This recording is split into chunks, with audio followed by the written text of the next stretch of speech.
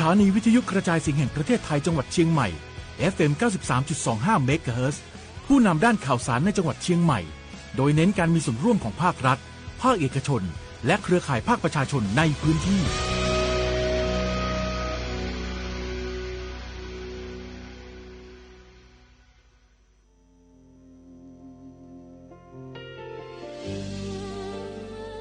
พระเสด็จสู่แดนสวงไทยทั้งปวงน้อมสำนึกในพระมหากรุณาธิคุณตราบนิรันดร์ข้าพระพุทธเจ้าข้าราชการและเจ้าหน้าที่สถานีวิทยุกระจายเสียงแห่งประเทศไทยจังหวัดเชียงใหม่กรมประชาสัมพันธ์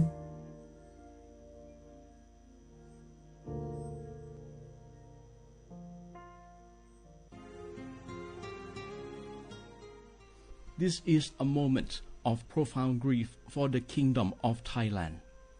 We, the collective voices of Radio Thailand Chiang Mai, join the Thai nation in mourning the passing of our beloved Queen Martha, Her Majesty Queen Sirikit.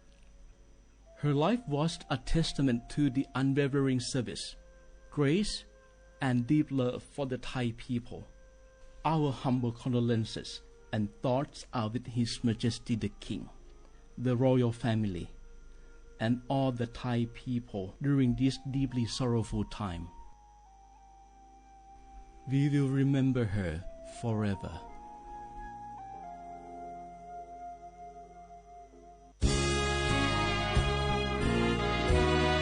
พระบารมีปกเกล้าเพื่อปวงชนชาวไทย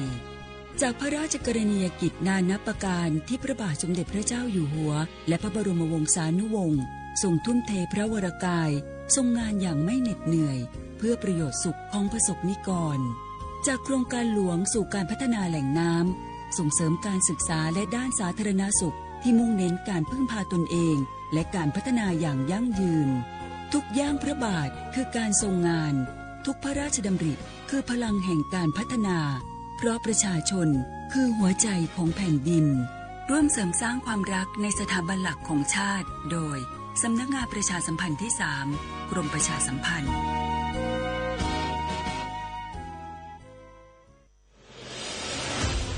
55 ปีพลังแห่งเสียงสื่อกลางจากรัฐสู่ประชาชนเชื่อมโยงข่าวสารความรู้และความสุขสถานีวิทยุกระจายเสียงแห่งประเทศไทยจังหวัดเชียงใหม่สวท.เชียงใหม่ให้ความรู้คู่ความสุขช่วงนี้ได้ยินคนบ่นกันเยอะเลยนะเรื่องความไม่โปร่งใสเนี่ยใช่แต่รู้ไหมล่ะว่าจริงๆแล้วพวกเราช่วยกันได้นะทำยังไงหรอเดี๋ยวนี้มีช่องทางร้องเรียนที่เข้าถึงง่ายแจ้งเบาะแสได้สะดวกมากอย่างสายด่วนปปช1205อ๋อ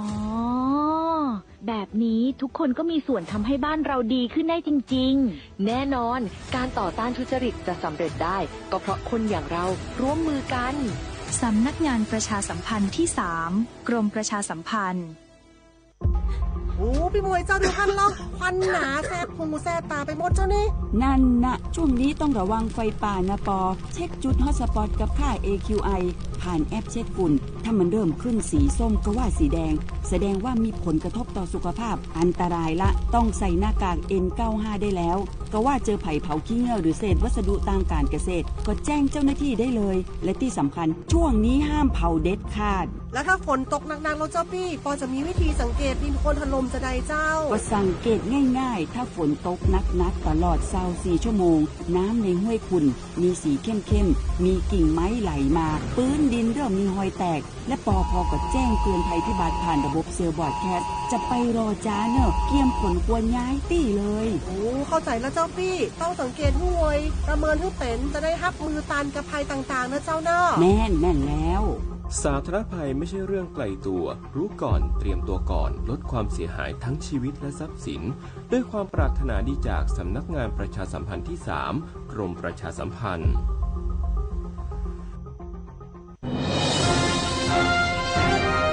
ขับรถมีน้ำใจรักษาวินัยจราจรคุณกำลังฟังรายการจราจรเพื่อชุมชนทางสถานีวิทยุกระจายเสียงแห่งประเทศไทยจังหวัดเชียงใหม่ FM 93.25 เมกะเฮิรตซ์ ทุกวันจันทร์ถึงวันศุกร์ 16:10 น.ถึง 17:00 น.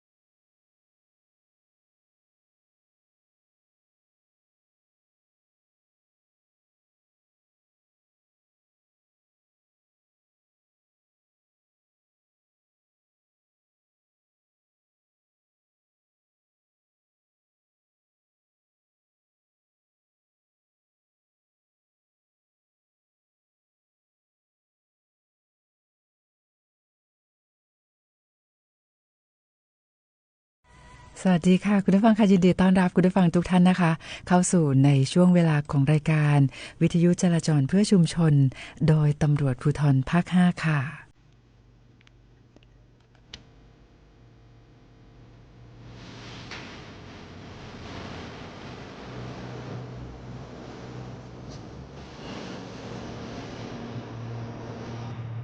วันนี้นะคะวันอังคารค่ะวันนี้นะคะอังคารที่12พฤษภาคม2569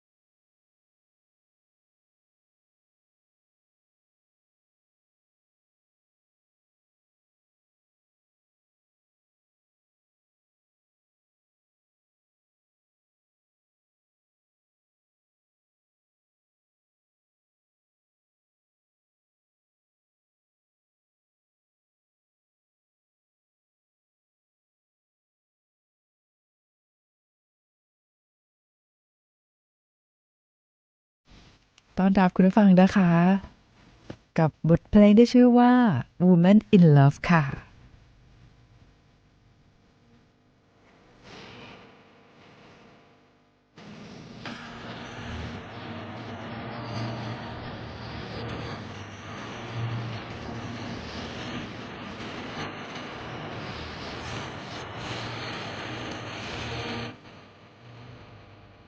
ค่ะคุณผู้ฟังค่ะวันนี้วันอังคารแล้วนะคะก็ต้องบอกว่าสัปดาห์นี้ทำงานนะคะวันจันทร์เมื่อวานนี้แล้วก็วันอังคารวันนี้นะคะแต่ว่าวันพรุ่งนี้ค่ะวันพรุ่งนี้นะคะวันพุธที่13พฤษภาคม2569วันพรุ่งนี้เนี่ยเป็นวันหยุดราชการนะคะเพราะว่าพรุ่งนี้เนี่ยเป็นวันพืชมงคลค่ะแต่ว่าทางรายการนะคะเรายังมาพบกันเหมือนเดิมแต่ว่าถ้าเป็นในส่วนราชการนะคะวันพรุ่งนี้เนี่ยเป็นวันหยุดราชการค่ะ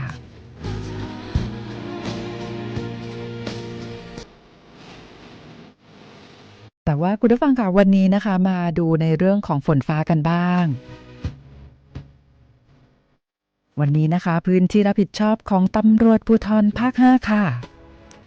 ซึ่งรับผิดชอบพื้นที่8จังหวัดภาคเหนือตอนบนนะคะวันนี้เนี่ยนะคะในตอนกลางวันก็ต้องบอกว่ามีอากาศร้อนนะคะ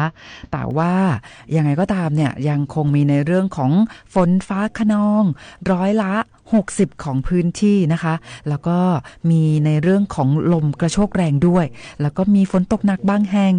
โดยเฉพาะนะคะในพื้นที่ของจังหวัดแม่ฮ่องสอนเชียงใหม่ลำปางเชียงรายพะเยาและจังหวัดน่านนะคะซึ่งวันนี้เนี่ยมาดูอุณหภูมิสูงสุดนะคะที่จังหวัดเชียงใหม่นะคะสูงสุดอยู่ที่35องศาเซลเซียสนะคะต้องบอกว่าวันนี้เนี่ยที่จังหวัดเชียงใหม่และจังหวัดแพร่นะคะมีอุณหภูมิสูงสุดในพื้นที่8จังหวัดภาคเหนือตอนบนนะคะ35องศาเซลเซียสค่ะซึ่งปกติแล้วเนี่ยจะเป็นจังหวัดลำปางนะคะแต่ว่าวันนี้เนี่ยลำปางน่านแม่ฮ่องสอนแล้วก็ลำพูนเนี่ยนะคะอุณหภูมิสูงสุดอยู่ที่34องศาเซลเซียสนะคะถ้าหากว่าเป็นที่จังหวัดพะเยา32องศาเซลเซียสแต่ถ้าเป็นที่เชียงรายนะคะอุณหภูมิสูงสุดวันนี้อยู่ที่30องศาเซลเซียสค่ะดังนั้นคุณผู้ฟังคะวันนี้นะคะก็จะมีฝนตกนะคะ60%ของพื้นที่แล้วก็จะมีในเรื่องของลมกระโชกแรงฝนตกหนักบางแห่งด้วยดังนั้นถ้าหากว่าคุณผู้ฟังนะคะกำลังขับรถอยู่หรือว่าตอนนี้เนี่ยกำลังมีฝนตกนะคะก็อยากให้ทุกท่านนะคะได้ใช้ความระมัดระวังในการขับรถด้วยนะคะถ้าหากว่าเป็นในช่วงที่มีฝนตกหนักมีลมกระโชกแรงอันนี้ต้องย้ำเตือนนะคะว่าคุณผู้ฟังพี่น้องประชาชนนะคะอย่าอยู่ใต้ต้นไม้ใหญ่หรือว่าอยู่ใกล้แผ่นป้ายโฆษณาที่ไม่แข็งแรงนะคะอันนี้ต้องมีการระวังในเรื่องนี้ด้วยนะคะเพราะว่ามีในเรื่องของลมกระโชกแรงฝนตกหนักนะคะก็อาจจะมีในเรื่องของน้ำท่วมฉับพลันนะคะอาจจะมีในเรื่องของน้ำป่าไหลหลากด้วยดังนั้นนะคะก็ต้องระมัดระวังนะคะแล้วก็ถ้าหากว่าขับรถอยู่ก็ต้องใช้ความระมัดระวังให้มากๆเลยนะคะอยากให้ทุกท่านนะคะเดินทางด้วยความปลอดภัยนะคะเพราะว่าวันนี้เนี่ยนะคะก็หลายคนนะคะบอกว่าพรุ่งนี้วันหยุด1วันนะคะแต่ก็อาจจะเตรียมตัวเดินทางนะคะกลับบ้านในจังหวัดใกล้เคียงหรือว่าต่างจังหวัดดังนั้นเดินทางอยากให้ทุกท่านเดินทางด้วยความปลอดภัยนะคะคราวนี้เรามาดูข่าวในส่วนของพื้นที่จังหวัดเชียงใหม่กันบ้างค่ะวันนี้นะคะ12พฤษภาคม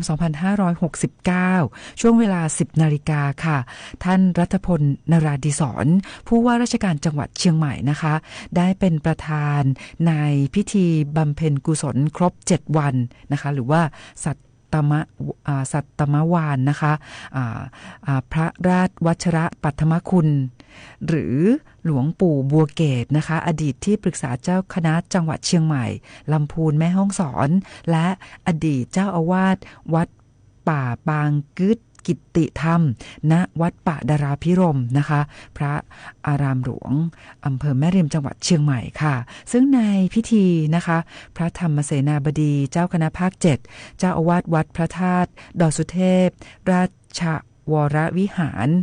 นำพระสงฆ์ทรงสมณศักดิ์ร่วมประกอบพิธีมีคณะสงฆ์และนายกเหล่ากาชาดนะคะได้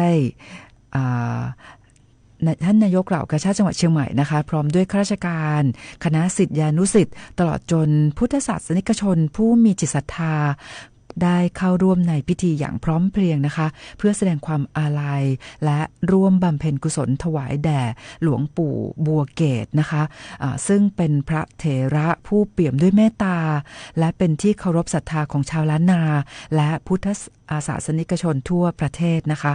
ซึ่งทางนี้พระบาทสมเด็จพระเจ้าอยู่หัวทรงพระกรุณาโปรดเกล้าให้มีการจัดพระพิธีทำสวดพระอภิธรรมทำนองหลวงปู่บัวเกตนะคะไปจนถึงคืนวันที่14พฤษภาคม2569นะคะรวม7คืนค่ะโดยจะเริ่มสวดตั้งแต่เวลา 19:00 น.เป็นต้นไปณวัดป่าดาราภิรมย์พระอารามหลวงเพื่อเปิดโอกาสให้ศิษยานุศิษย์และประชาชนร่วมถวายความอาลัยอย่างต่อเนื่องนะคะก็ดังนั้นคุณผู้ฟังพี่น้องประชาชนนะคะก็จะได้ร่วมใน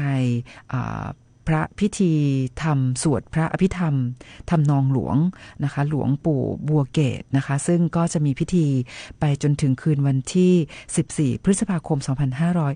2569ค่ะเอาละค่ะนะคะเดี๋ยวเรายังคงมีเรื่องราวในหลากหลายเรื่องราวมานำเรียนให้กับคุณผู้ฟังพี่น้องประชาชนด้วยแต่ว่าวันนี้นะคะวันอังคารที่12พฤษภาคม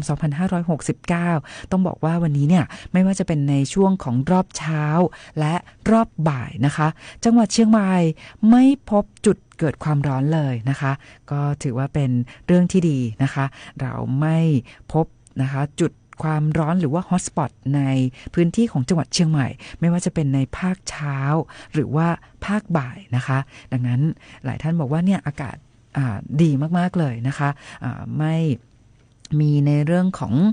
หมอกควัน PM 2.5 นะคะแล้วก็ตอนนี้เนี่ยพูดถึงในเรื่องของอุณหภูมินะคะก็เริ่มจะค่อนข้างที่อากาศจะสบายเย็นสบายนะมากขึ้นนะคะหลังจากที่มีฝนตกดังนั้นก็เน้นย้ำในเรื่องของการใช้ความระมัดระวังในการขับรถในช่วงนี้นะคะคุณผู้ฟังคะวันนี้ยังคงมีบทเพลงเพราะๆมาฝากคุณผู้ฟังด้วยแล้วก็เดี๋ยวเราก็ยังคงมีข้อมูลนะคะข่าวสารในเรื่องราวหลายๆเรื่องราวมาฝากคุณผู้ฟังนะคะหลังจากที่ฟังผลงานเพลงนะคะ Woman in Love ไปแล้วตอนนี้นะคะบรรยากาศแบบนี้ต้องฟังเพลงสบายๆแบบนี้เลยมาต่อกับเพลงนี้อีกสักเพลงนึงค่ะ Woman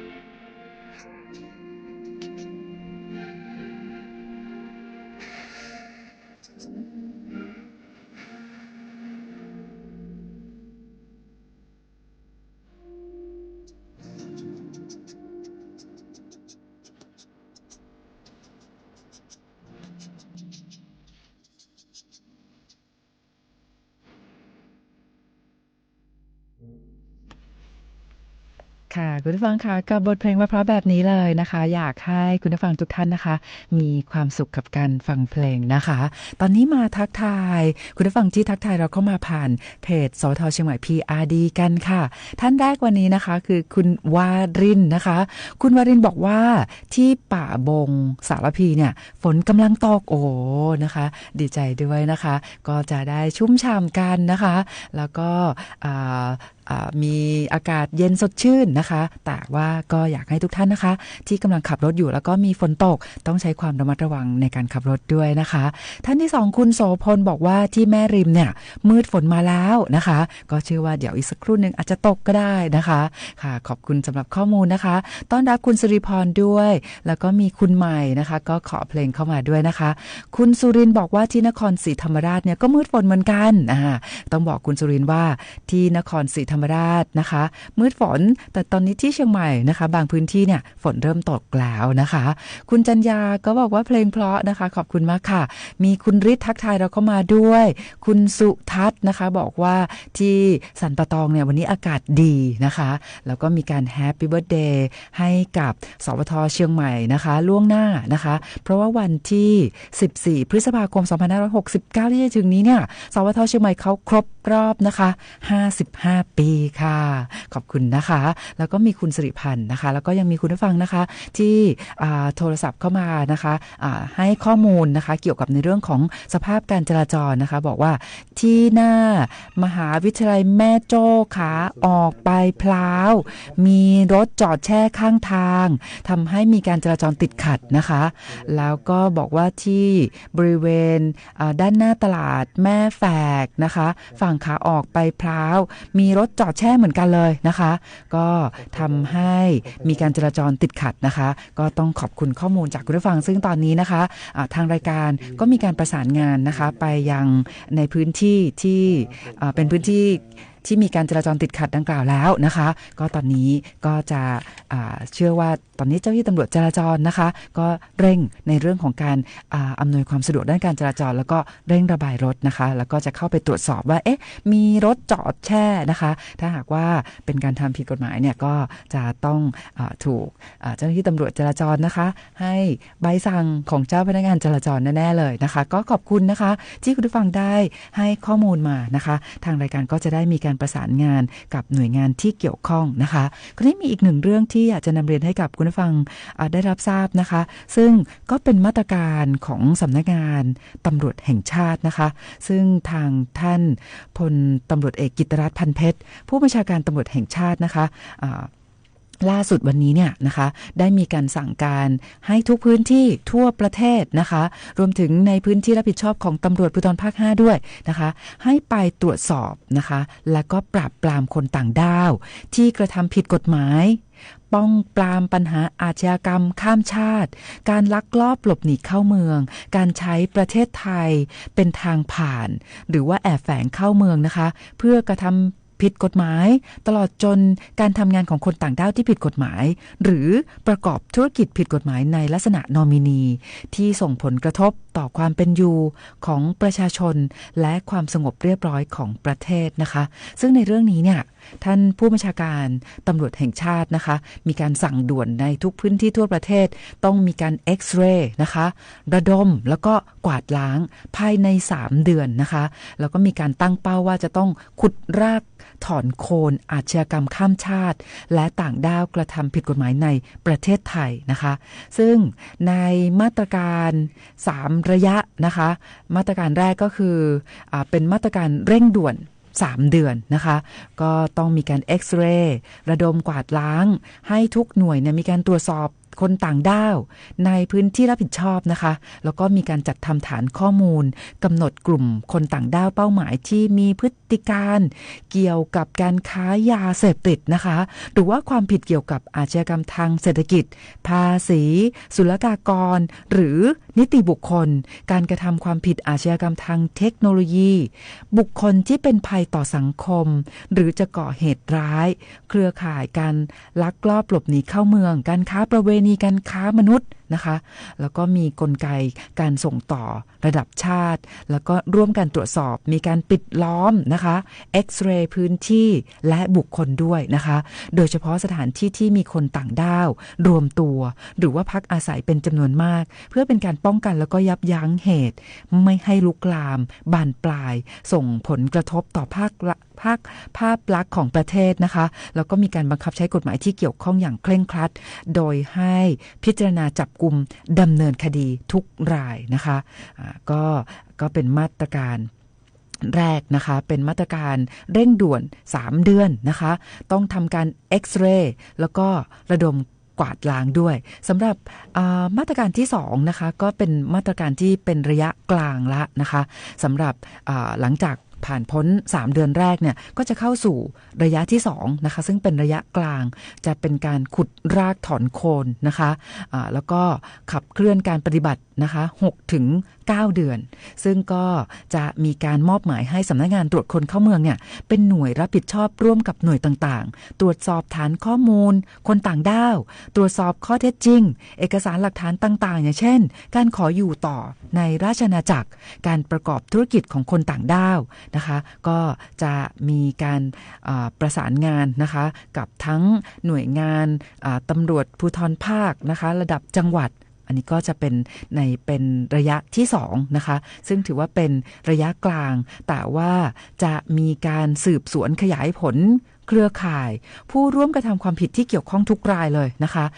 เป็นการดำเนินการที่เรียกว่าขุดรากถอนโคนนะคะและในกรณีที่ตรวจพบว่ามีเจ้าหน้าที่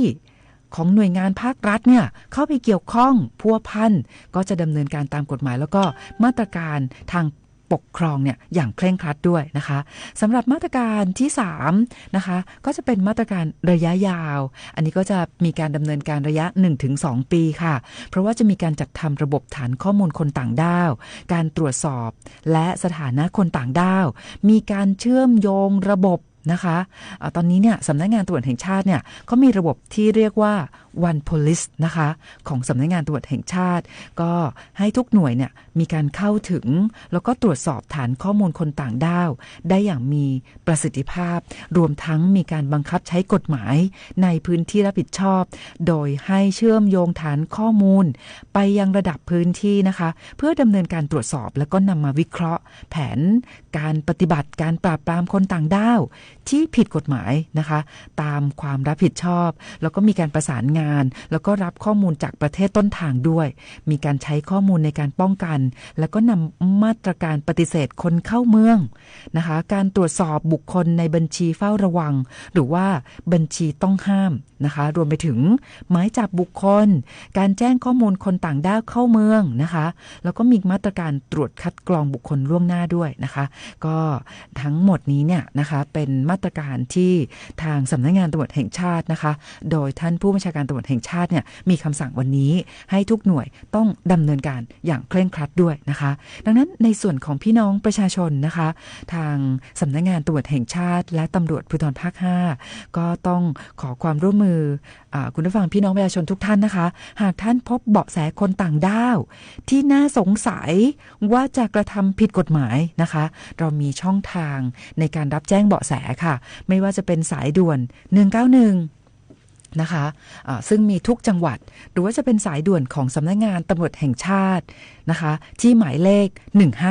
1599นะคะแล้วก็ยังมีสายด่วนของสำนักงานตรวจคนเข้าเมืองที่หมายเลข1178ท่านสามารถที่จะแจ้งเบาะแสนะคะการกระทำความผิดของบุคคลต่างด้าวที่กระทำความผิดกฎหมายในประเทศไทยนะคะทั้งสายด่วน191สายด่วน1599ของสำนักงานตรวจแห่งชาติแล้วก็สายด่วนของสำนักงานตรวจคนเข้าเมืองที่หมายเลข1178นะคะโดยเราจะเปิดรับสายนะคะทุกช่องทางเนี่ยตลอดเวลา24ชั่วโมงนะคะอันนี้ก็เป็นการให้คุณผู้ฟังพี่น้องประชาชนได้รับทราบในส่วนของมาตรการเข้มข้นที่สำนักงานตรวจแห่งชาตินะคะจะมีการเร่งดำเนินการในช่วงนี้นะคะเป็น3มาตรการเข้มในการตรวจสอบปราบปรามคนต่างด้าวกระทำผิดกฎหมายนะคะแต่อย่างไรก็ตามการทำงานของเจ้าหน้าที่หน่วยงานภาครัฐนะคะก็ต้องได้รับความร่วมมือจากคุ คุณผู้ฟังพี่น้องประชาชนในเรื่องของการแจ้งเบาะแสด้วยนะคะก็ต้องขอความร่วมมือมาณโอกาสนี้ด้วยนะคะเดี๋ยวเราก็จะมีการรายงานในเรื่องของสภาพการจราจรด้วยนะคะรวมไปถึงการจัดกิจกรรมในช่วงของวันหยุดวันพรุ่งนี้วันพืชมงคลแล้วก็ตลอดสัปดาห์นี้นะคะเดี๋ยวก็จะมีท่านสารวัตรจราจรจากกลุ่มงานจราจรตำรวจภูธรจังหวัดเชียงใหม่นะคะมาร่วมพูดคุยในรายการแต่ว่าตอนนี้ค่ะยังคงมีบทเพลงเพราะๆมาฝากคุณผู้ฟังอีก1เพลงค่ะ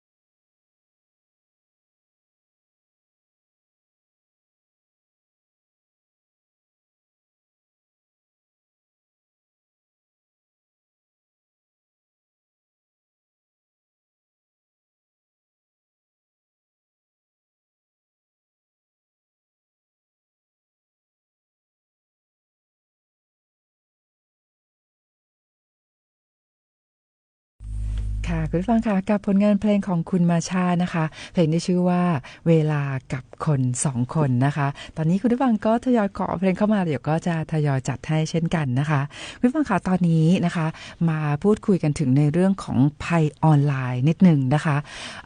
ช่วงนี้นะคะมิจฉาชีพเนี่ยนะคะก็จะมีการหลอกลวงนะคะคุณผู้ฟังพี่น้องประชาชนนะคะในรูปแบบของโรแมนต์สแกมมากขึ้นนะคะก็ต้องมาย้ำเตือนกันในเรื่องนี้ว่าถ้าหากว่าเราไปเจอนะคะเพื่อนในโลกออนไลน์ค่ะแล้วก็มาทักเรานะคะอาจจะเป็นใน Facebook ต่างๆเนาะนะคะก็ ตอนนี้เนี่ยนะคะมีการพบว่าเพื่อนในโลกออนไลน์นะคะมิจฉาชีพมักจะใช้โปรไฟล์ของตำรวจนะคะมาขอแอดเป็นเพื่อนนะคะมาพูดคุยมาจีบนะคะเดี๋ยวเราก็จะมาคุยเรื่องนี้กันต่อนะคะแต่ว่าตอนนี้ค่ะเราจะไปสัมภาษณ์นะคะท่านพันตำรวจตรีธีรวุฒิประภัยบูลย์กันนะคะสวัสดีค่ะสวัสดีครับผมพันตำรวจตรีธีรวุฒิประภัยบูลย์กรมการจราจรเชียงใหม่ครับผมค่ะสารวัตรธีรวุฒิค่ะวันนี้เป็นยังไงบ้างคะเพราะว่าวันนี้เนี่ยก็มีหลายๆโรงเรียนนะคะเริ่มเปิดภาคเรียนแล้วเช่นกันนะคะช่วงเย็นนี้เป็นยังไงบ้างคะครับตั้งแต่ช่วงเช้าโรงเรียนเริ่มเปิดภาคเรียนตั้งแต่วันที่11มาแล้วครับหลายโรงเรียนแล้ววันนี้เปิดเพิ่มโรงเรียนวัฒโนครับตั้งแต่ช่วงเช้าการจราจรโดยเฉพาะโรงเรียนใหญ่ก็มีการจราจรติดขัดบ้างครับในช่วงเย็นวันนี้ครับจากการตรวจสอบนะครับถนนห้วยแก้วขาออกยังเคลื่อนตัวได้ช้านะครับชะลอตัว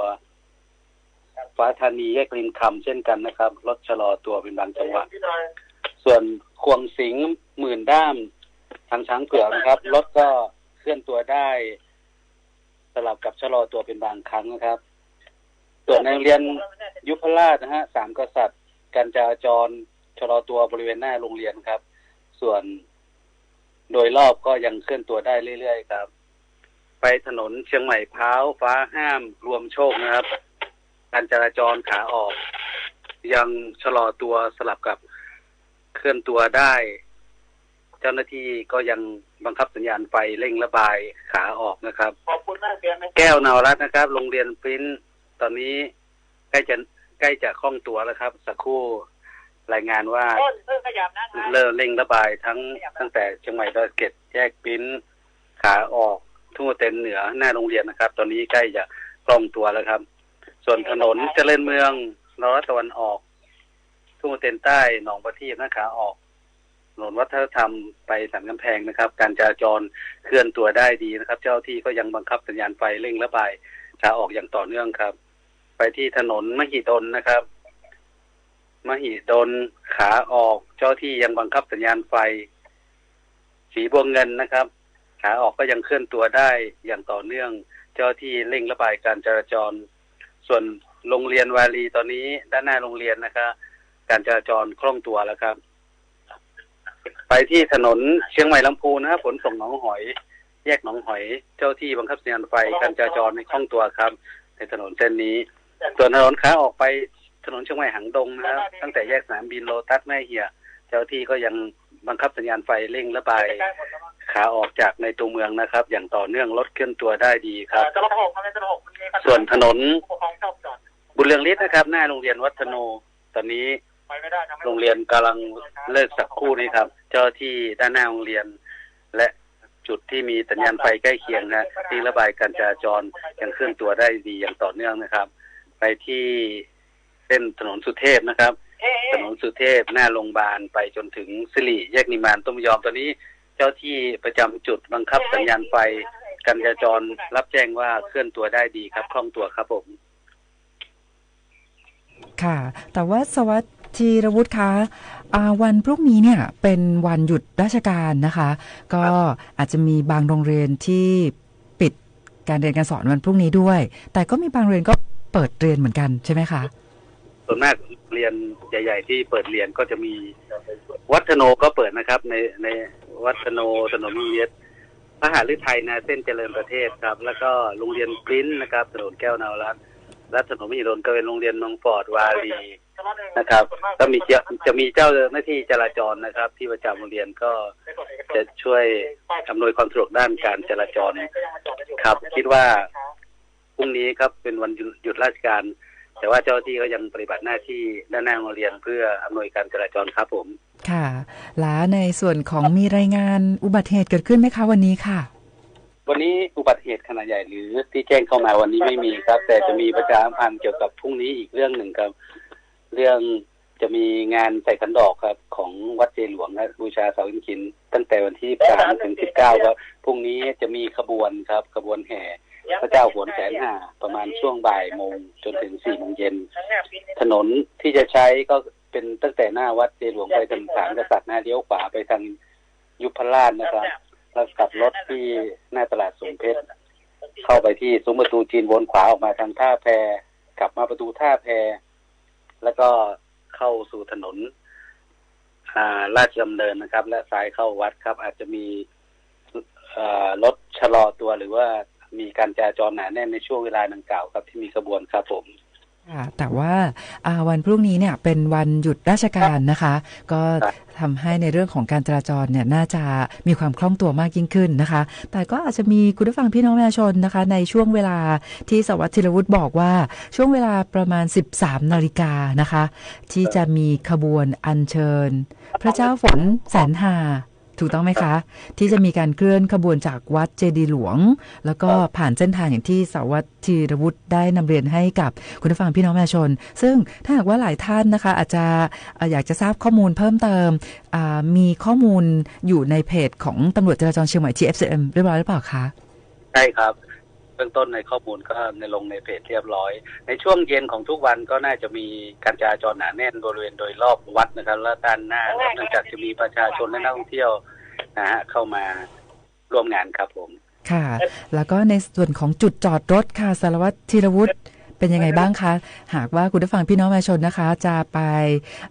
ร่วมงานใส่ขันดอกบูชาเสาอินทขิฬที่วัดเจดีย์หลวงดังนั้นเนี่ยจุดจอดรถที่อยากให้สารวัตรธีรวุฒิแนะนำให้กับคุณผู้ฟังพี่น้องประชาชนด้วยค่ะเบื้องต้นจุดจอดรถค่อนข้างจะมีน้อยนะครับน่าจะแนะนำให้ใช้รถสาธารณะหรือว่า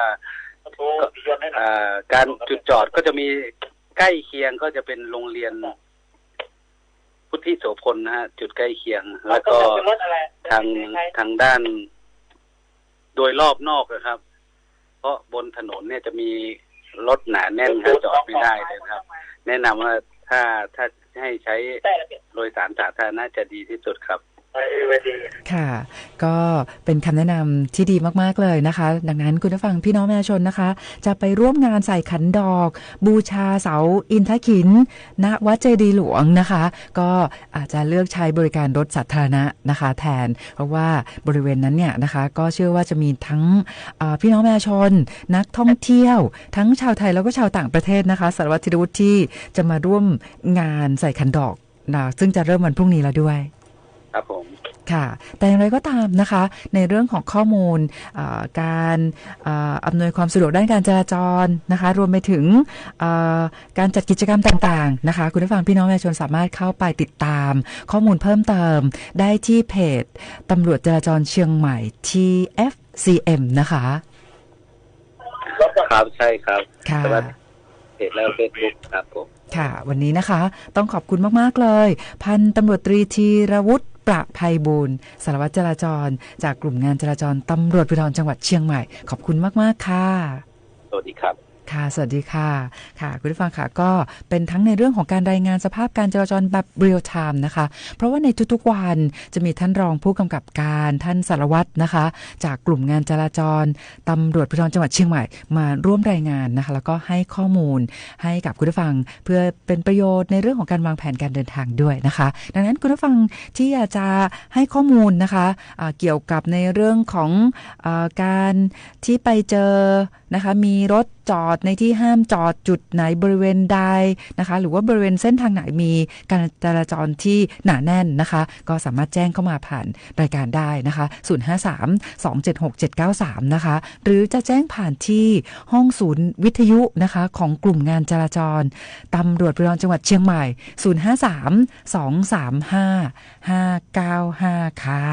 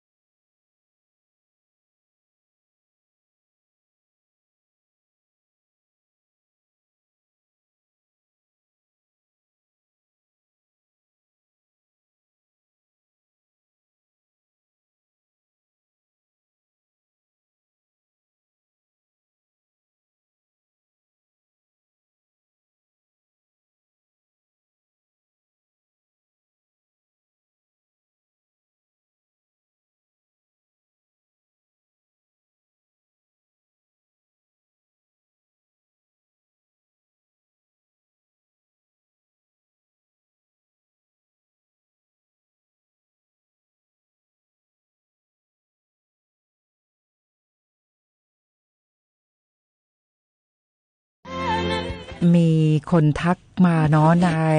โลกออนไลน์นะคะโดยเฉพาะอย่างเช่น Facebook เนี่ยนะคะแล้วก็ส่วนใหญ่ตอนนี้นะคะจะเจอว่ามิจฉาชีพนะคะไปเอาภาพนะคะแล้วก็ชื่อนะคะข้าราชการตำรวจชายต้องบอกแบบนี้เลยนะคะแล้วก็มาทักหาพี่น้องประชาชนเนาะมาเหมือนกับมาจีบนะคะต่างๆแล้วก็ใช้ชื่อเขาจริงด้วยนะคือไปเอาภาพตำรวจจริงนะคะชื่อนามสกุลจริงของเขามานะคะแล้วก็มาปลอมนะคะแล้วก็มาทักมาจีบนะคะวิธีถามว่าคุณผู้ฟังพี่น้องประชาชนนะคะอาจจะเห็นว่าเขามีภาพหมดเลยเนาะมีข้อมูลชีวิตประจำวันต่างๆนะคะต้องบอกว่าตอนนี้เนี่ยมิจฉาชีพนะคะก็ไปเอาภาพคนอื่นมาเป็นภาพตัวเองนะคะแล้วก็ตอนนี้นะคะหลายเคสมากเลยนะคะที่ไปนำภาพของตำรวจนะคะแล้วก็เขาก็มีตัวตนจริงแหละแต่ไปเอาภาพเอาชื่อนามสกุลของเขามาแอบอ้างนะคะแล้วก็มาขอแอดไลน์นะคะสุดท้ายก็มาจีบนะคะสุดท้ายก็จะชวนไปลงทุนนะคะดังนั้นต้องบอกว่าในเรื่องของromance scam นะคะจากภัยออนไลน์เพื่อนที่เราเจอในโลกออนไลน์นะคะอย่าเพิ่งหลงเชื่อแล้ววิธีการจะทำยังไงดีนะคะเพื่อที่เราจะป้องกันตนเองก็คืออยากให้คุณผู้ฟังพี่น้องประชาชนนะคะดาวน์โหลดตัวแอปพลิเคชันที่ชื่อว่า Police Care นะคะไปเซิร์ชใน Play Store App Store นะคะพิมพ์คำว่า Police Care ค่ะ POLICE Police Care ก็ CARE นะคะซึ่งเมื่อเราดาวน์โหลดตัวแอปพลิเคชันนี้นะคะเขาจะมีการบริการที่ใช้ชื่อว่าตรวจสอบเจ้าหน้าที่ตำรวจนะคะเราก็ไปพิมพ์นะคะพิมพ์ชื่อนามสกุลเลยนะคะมีคนทักมาจีบเราเนาะนะคะใน Facebook เนาะชื่อร้อยตำรวจโทนี้พันตำรวจเอกนี้นะคะเราก็พิมพ์ในแอปพลิเคชัน Police Care ตรวจสอบเจ้าหน้าที่ตำรวจพอตรวจสอบปุ๊บเจอแน่นอนเพราะว่ามิจฉาชีพเนี่ยจะไปเอาชื่อนามสกุลของตำรวจจริงนี่แหละค่ะมาหลอกคนอื่นนะคะแต่คนนี้เนี่ยที่เราตรวจใน Police Care เราก็จะเจอว่าเจ้าหน้าที่ตำรวจท่านนั้นเนี่ยนะคะตำแหน่งก็อยู่ที่ไหนแล้วเราก็โทรศัพท์ไปเลยนะคะไปที่สถานีตำรวจนะคะที่เขาสังกัดอยู่แล้วก็ไปขอติดต่อนะว่าใช่หรือเปล่าที่ติดต่อเรามาเนี่ยนะคะอันนี้เนี่ยก็จะเป็นอีกหนึ่งวิธีนะคะที่ทำให้คุณผู้ฟังพี่น้องประชาชนเนี่ยสามารถตรวจสอบได้ว่าเป็นตำรวจจริงหรือว่าตำรวจปลอมจ้าซึ่งหลายๆคนนะคะพอตรวจสอบปุ๊บนะคะเจ้าหน้าที่ตำรวจท่านนั้นก็จะบอกว่าโอ้โหเนี่ยมีคนเอาภาพเขาเนี่ยไปแอบอ้างแล้วก็สร้างความเสียหายเนาะสุดท้ายก็ไปหลอกให้ลงทุนนะคะดังนั้นเพื่อนที่เราเจอในโลกออนไลน์โดยเฉพาะนะคะที่ทักมาจีบนะคะใช้โปรไฟล์นะคะเป็นตำรวจเนี่ยอันนี้ต้องตรวจสอบก่อนนะคะดังนั้นอย่าลืมนะคะดาวน์โหลดตัวแอปพลิเคชัน Police Care นะคะสามารถตรวจสอบตำรวจจริงตำรวจปลอมได้ด้วยค่ะ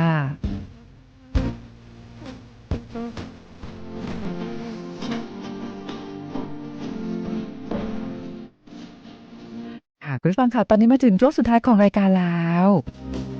และก็เป็นอีกหนึ่งเพลงที่คุณผู้ฟังขอเข้ามานะคะก็ขออนุญาตปิดท้ายด้วยเพลงนี้เลยนะคะกับเพลงที่ชื่อว่าพบรักที่ปากน้ำโพนะคะคุณผู้ฟังคะพรุ่งนี้วันหยุดราชการแต่ว่ารายการเราก็ยังคงมาพบกับคุณผู้ฟังนะคะวันนี้ต้องจากลาคุณผู้ฟังไปด้วยเวลาเพียงเท่านี้ก่อนนะคะพบกันใหม่วันพรุ่งนี้วันนี้สวัสดีค่ะ